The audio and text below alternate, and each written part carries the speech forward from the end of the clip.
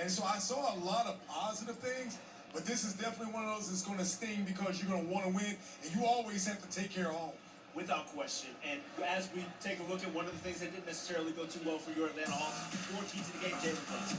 We talked about Jalen Brunson and the fact that he's a load because of his ability to not only be able to get to the cup, knocking down threes. We talked about the fact that the Knicks had 23s. He was one of those guys in the first half that got it going. You look at his stat line, 31 points, 11 for 21, 8 for 12 to go with 5 dimes. And the Hawks from time to time really couldn't stop him from getting to the lane. In the gut of the game, he was able to go for his. He was a huge component, along with R.J. Barrett. Again, with those two clicking, you had them basically feeding off of one another. You look at Barrett's stat line, 26, 9 for 15. He was 3 for 5 and had 6 dimes. And then normally, if you win a game like this, you have to be able to shut guys down. And it was a huge night for both R.J. Barrett and Jalen Brunson. Those two combined for 57 of the Knicks' 126 points on the evening. A night where the Knicks went absolutely nuclear from beyond the arc too.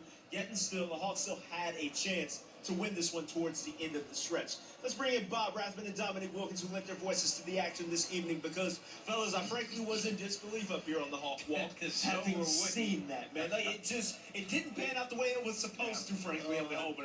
I tell you what, Trevor and Brian, a gift is not a gift unless you take it. That's right. And the Hawks had this one handed to them.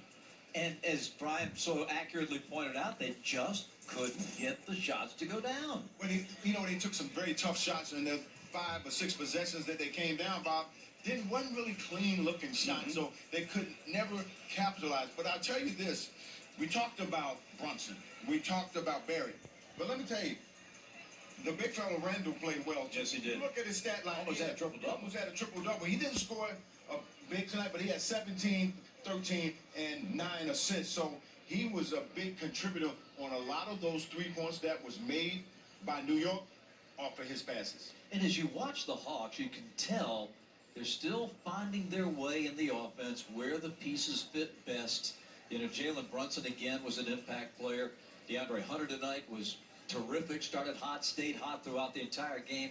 But as a collective group, the execution still has a ways to go. Yeah, it has a way to go. But the thing that's kind of glaring right now is the backcourt not shooting the type of percentage that they need to be. What do you think's wrong with Trey's shot?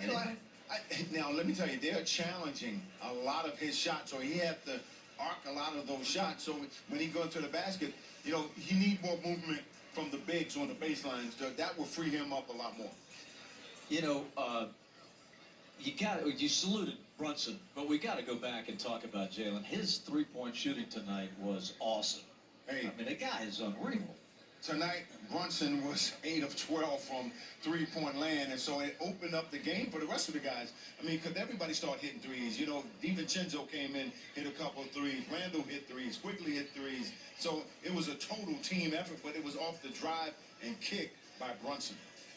This was a game that Atlanta seemingly was swimming upstream the entire night. Even though they got out of that first quarter in pretty good shape, but once the middle 2 quarters, you just kind of grinding, and there was no flow and rhythm. And then when they finally caught fire, then all of a sudden it stopped. Well, it wasn't a flow. It wasn't a consistent flow, particularly early on in the game. So even though the Hawks was right there, it was a 1-2 point game, they never seemed to have a consistent flow to this game. So I thought the offense was a little stagnant at times, because it was off the drive and kick. Even though Trey got to the lane, it seemed like a lot of their shots wasn't clean shots. Yeah. Well, we're going to go to Milwaukee, guys, and just check out Giannis and Dame and show them what we got. What do you think? I don't see why not, man. It's got to happen eventually as far as that offense coming online. So inevitably it will be in the biggest moment, right? We're going to win it. You got it. Fellas, great job. Appreciate it as always. All right, guys. Safe travels. Thank you. We'll bring you back up.